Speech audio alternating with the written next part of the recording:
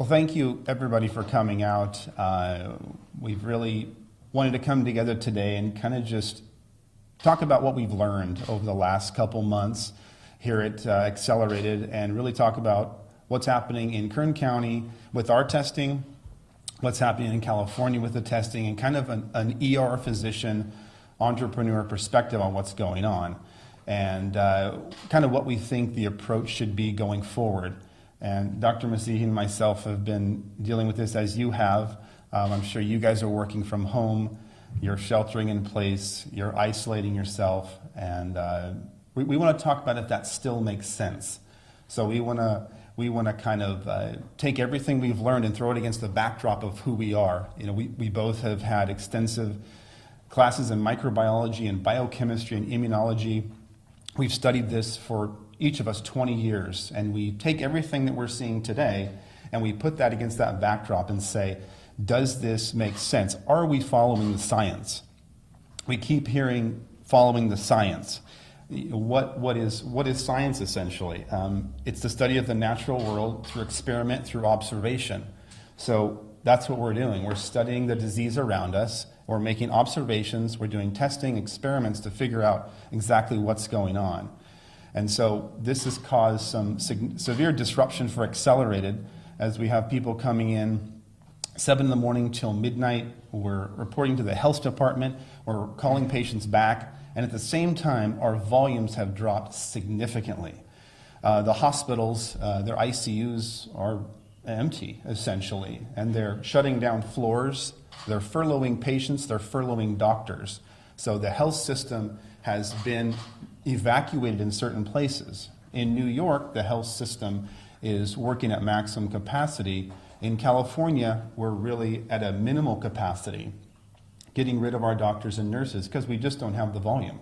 The hospitals don't, as I've met with our CEOs twice in the last week, and we don't as well. So we're busy with paperwork for COVID, and we're all focusing on COVID. And so one of the things I'd like to talk about is when I talk to ER physicians around the country, what's happening?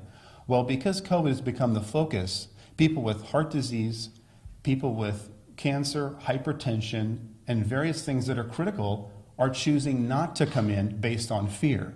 So what that's doing is causing the health system to focus on COVID and not focus on a myriad of other things that are critical, because we don't have the staff there, and the major component is fear. People are saying, I don't want to go get seen by my doctor. What if I get the COVID? So there is a lot of secondary effects to COVID that aren't being talked about. And so we'd like to kind of look at how we responded as a nation and why we responded. Our first initial response 2 months ago was a little bit of fear. We decided to shut down travel to and from China. These are good ideas when you don't have any facts. We decided to keep people at home and isolate them. Even though everything we've studied about quarantine, typically you quarantine the sick. When someone has measles, you quarantine them. We've never seen where we quarantine the healthy, where you take those without disease and without symptoms and lock them in your home. So some of these things, from what we've studied from immunology and microbiology, aren't really meshing with what we know as people of scientific minds that read this stuff every day. So that's kind of how we started. We don't know what's going on. We see this new virus. How should we respond? So we did that initially. And over the last couple months, we've gained a lot of data. Typically in Kern County, for instance, we've tested 5,213 people, and we have 340 positive COVID cases.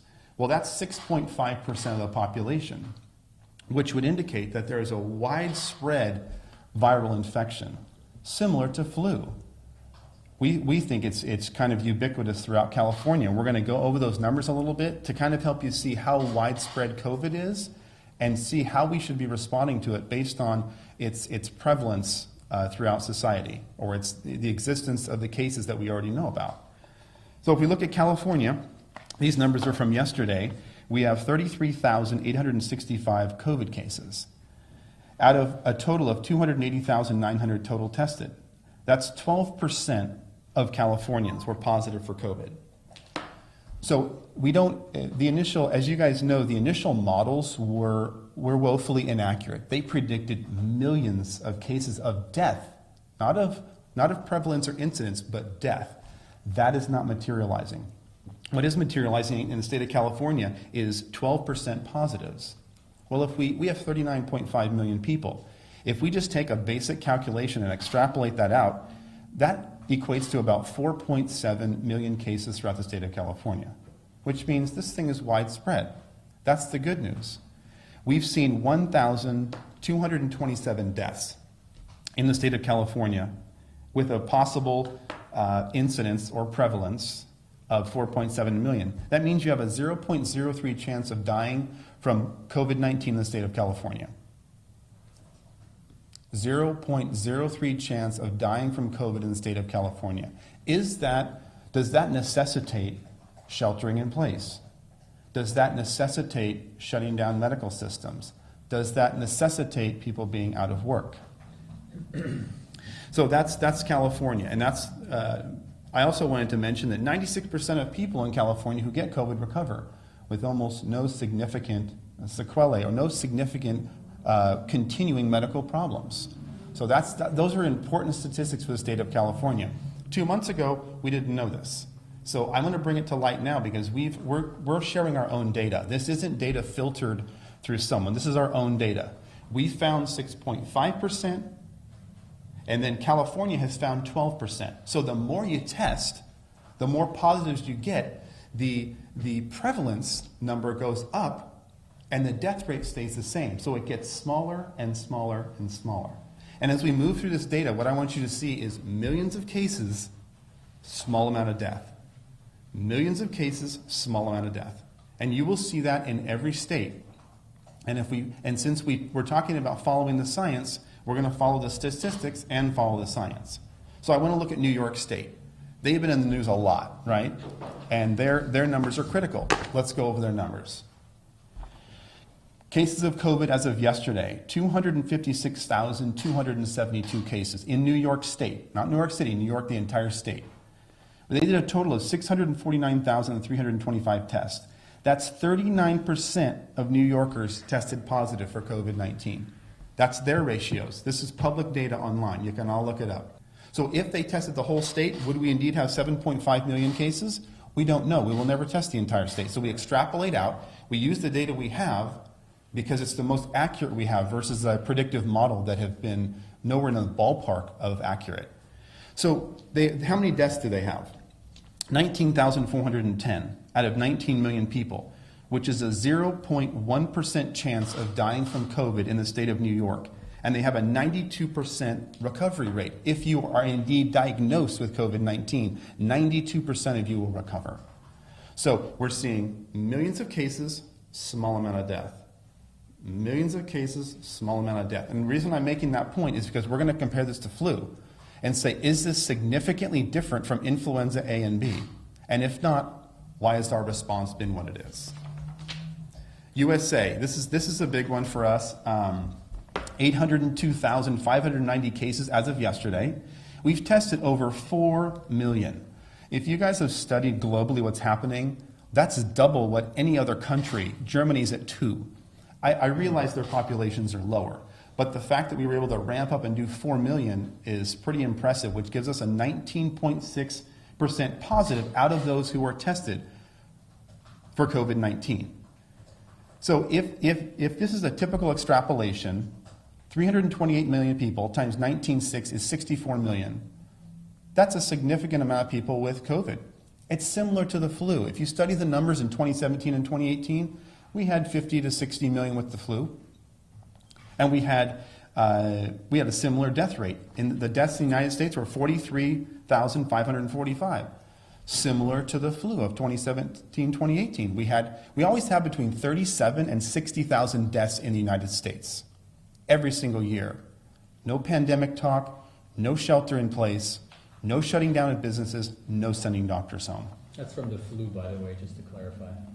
Yeah. 37,000 and 60,000 flu deaths 37 every year per the CDC. 30 Due to flu. due to flu Okay. in the United States. Some years, it's even as low as 20,000 some year. In 2017, 2018, it was 45 to 50,000, depending on who you read. And we don't necessarily report all of our flu tests. We do thousands of flu tests every year. We don't report every one because the flu is ubiquitous. And to that note, we have a flu vaccine. How many people even get the flu vaccine? The flu is dangerous. It kills people. So just because you have a vaccine doesn't mean it's going to be everywhere. And it doesn't mean everyone's going to take it, because we see every year that we have a vaccine, and I would say probably 50% of the public doesn't even want it. So just because you have a vaccine, unless you force it on the public, doesn't mean they're going to take it. I want to compare the U.S. to Spain, because Spain is number 2 in the race for the most cases, which is not a race we want to win. They had 204,178 cases in Spain, 930,000 total tests. So we did 4 million, they did 930,000. They had a 22% of all COVID tests were positive in Spain. 22% of those tested were positive in Spain. Spain has 47 million people. So that equates to about 10 million cases. If we extrapolate the data, as we've been doing with every state, gives us about 10 million cases. How many died in Spain? 21,282 out of 47 million. You have a 0.05 chance of dying from COVID as a citizen of Spain, and a 90% chance of recovery from COVID without being on a vent, without being in a hospital. I wanted to compare the U.S. to Spain because we have the most amount of cases globally. So I thought that was important.